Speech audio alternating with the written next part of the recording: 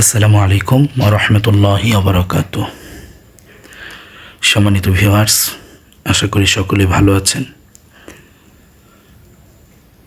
গত ক্লাসে আমরা শিখেছিলাম খারা জবর খারাজের উল্টা পেশের উচ্চারণ। তো আজকের ক্লাসে আমরা শিখব ইনশাআল্লাহুল আজিজ এই খারা জবর দিয়ে শব্দ গঠন, এগুলো আজকে আমরা শিখব ইনশাআল্লাহ। দেখেন, এই যে এক দাঁতের নিচে একটা নোক্তা আছে, সেটার নাম কি আমরা পড়েছিলাম? বা। তাহলে বার উপরে কি আছে? জবর। বা জবর বা। এরপরে এই যে সোজা দাগটা আছে সেটা হলো লাম। লামের উপরে আছে কি? খারা জবর। তাহলে হবে লাম খারা জবর লা।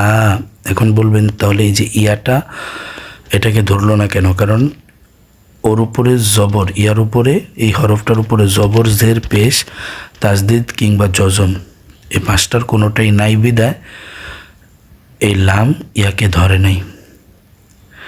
যদি জবর, জের, পেশ থাকতো এর নিজের উচ্চারণ হতো, আর তাজদিদ আর জজম থাকলে এই হরফকে ধরতো।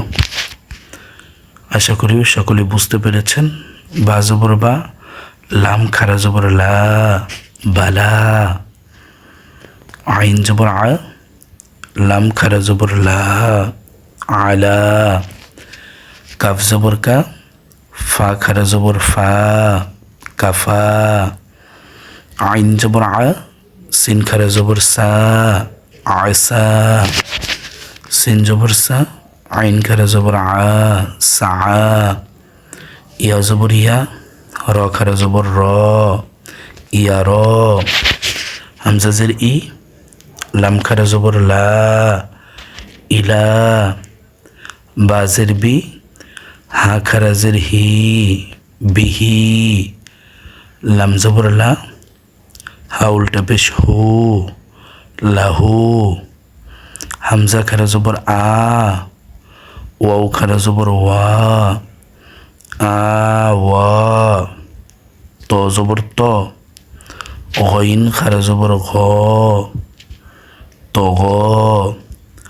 জাল খারা জবর জা, লাম জের লি, জালি। কাফ জবর কা, জালিকা, জালিকা। জালটাকে আমরা টান দিলাম কেন? কারণ খারা জবর খারাজের উল্টা পেশ হইলে একালিফ টানিয়া পড়িতে হয়। এটাকে সবসময় মনে রাখবে। তারপর দেখেন, এই যে হামজা হাকে ধরেছে, তাহলে কি হবে? কেন ধরেছে? কারণ হায়ের উপরে জজম আছে। তাহলে কি হবে? হামজা হাজবর আহ, হামজা হাজবর আহ। ওয়াও খারা জবর ওয়া, আহ ওয়া। তার জবর তার, দত খারা জবর দ, তার দ। হামজা গইন জবর আগ, নুন খারা জবর না, আগ না। ইয়া খ জবর ইয়াখ, শিন খারা জবর শা, ইয়াখ শা। আইন ইয়া জের ই, সিন খারা জবর সা, আইসা। মিম পেশ মো, সিন খারা জবর সা, মুসা। হামজা ওয়াও জবর আউ, হা খারা জবর হা, আউ হা। ইয়াতা পেশ ইউত, লাম খারা জবর লা, ইউত লা। ওয়াও সা পেশ উস, ওয়াও সা পেশ উস।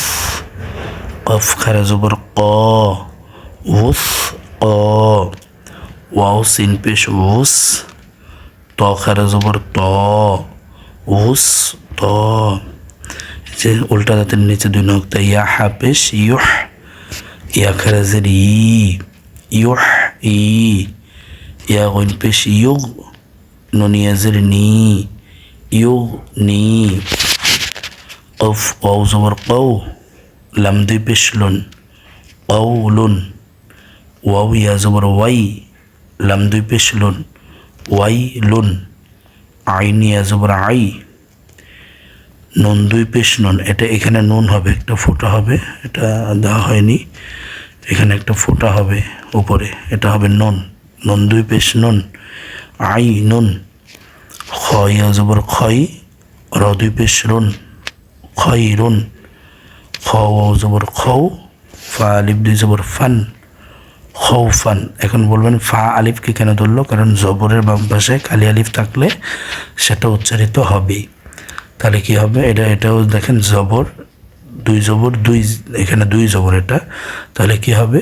ফা আলিফ দুই জবর ফান, তয়া জবর তয়, র আলিফ দুই জবর রন, তয় রন। খ জবর খৌ, ফা আলিফ দুই জবর ফান, খৌ ফান। তয়া জবর তয়, র আলিফ দুই জবর রন, তয় রন। ইনশাআল্লাহ আজিজ, আজকে আমরা এখান থেকে এই পর্যন্ত শিখলাম। বাসায় একটু সকলেই প্র্যাকটিস করবেন, তাহলেই দেখবেন এটা আপনার জন্য সহজ হয়ে গেছে, এহসান হয়ে গেছে। আজকে এই পর্যন্তই। সকলেই সুস্থ থাকবেন, ভালো থাকবেন, সকলের সুস্বাস্থ্য কামনা করে এখানেই শেষ করছি। আমা তৌফিক ইল্লা বিল্লাহ। আসসালামু আলাইকুম ওয়া রাহমাতুল্লাহি ওয়া বারাকাতুহু।